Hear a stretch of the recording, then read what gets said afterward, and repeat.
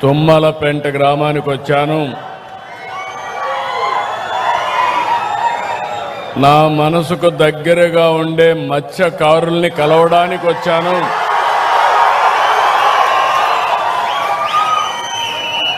వచ్చినప్పుడు మీ అభిమానం చూస్తే ఇంకా నాకు హుషారు పెరుగుతా ఉంది. ఇంకా బాగా కష్టపడాలనే ఆలోచన వస్తూ ఉంది.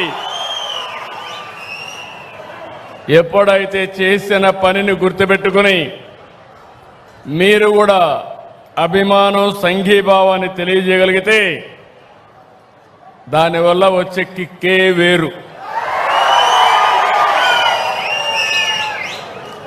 అలాంటి మిమ్మల్ని చూసినప్పుడు నేను చేసే పనికి సార్థకత కనపడుస్తూ ఉంది. ఆ సందర్భంగా మరొక్కసారి మనస్ఫూర్తిగా పేరు పేరున మా మత్స్యకారు సోదరి సోదరులందరికీ అభినందనలు, శుభాభినందనలు.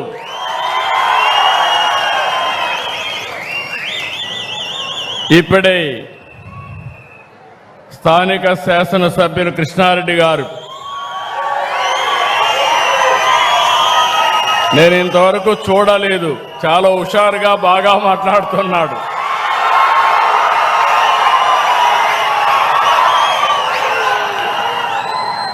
గౌరవనీయులు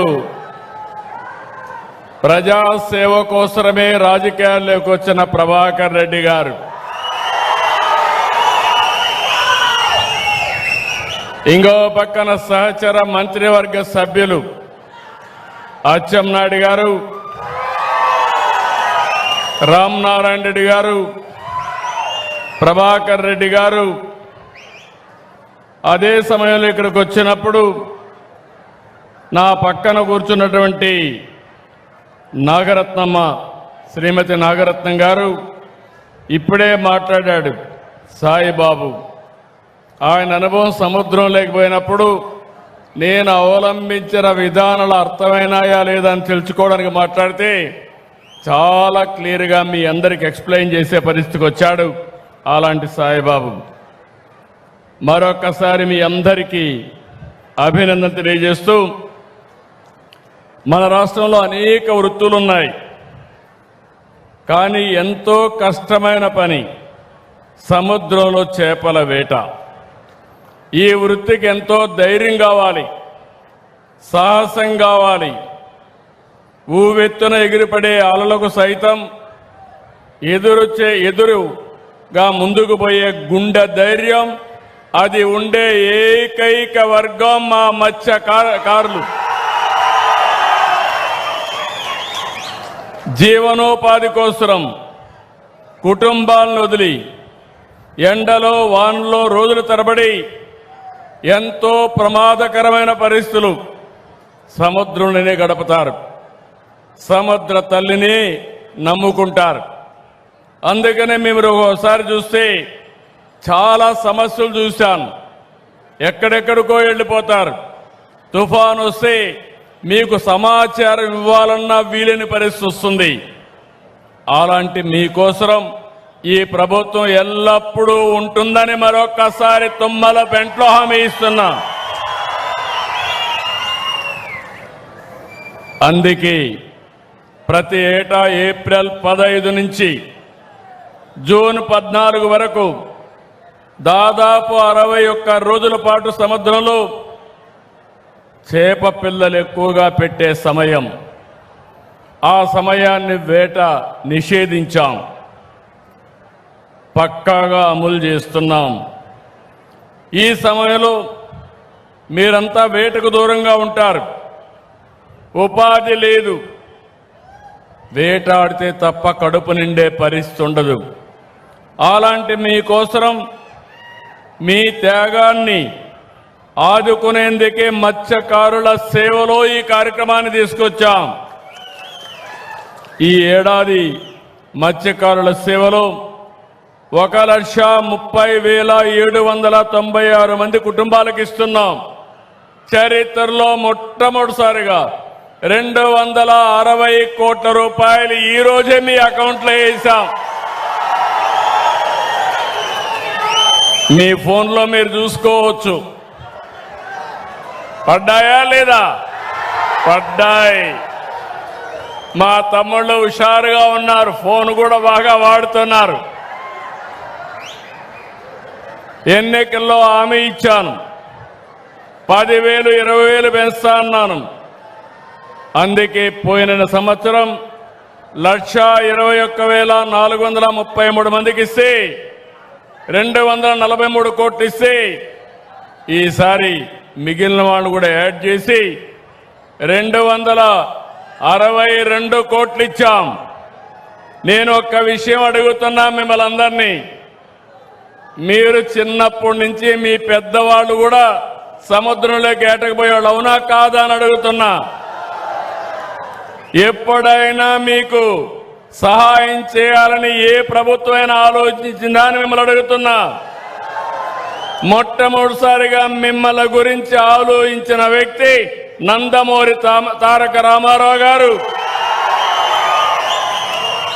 ఆ తర్వాత నేను ముఖ్యమంత్రి అయిన తర్వాత నేను చూశాను మిమ్మల్ని. సముద్రంలో వేటగా నిలిచిపోతే పూట గడిచే పరిస్థితి లేదు.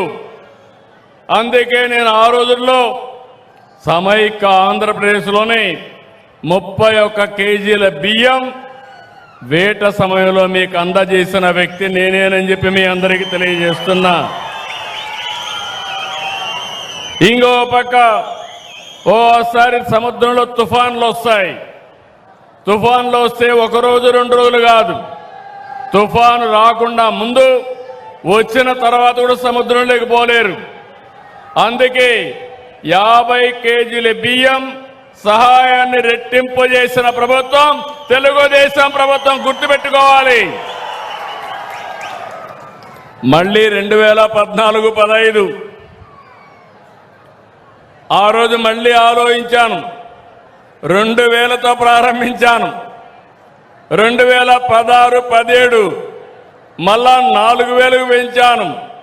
2019 10,000కు పెంచాను.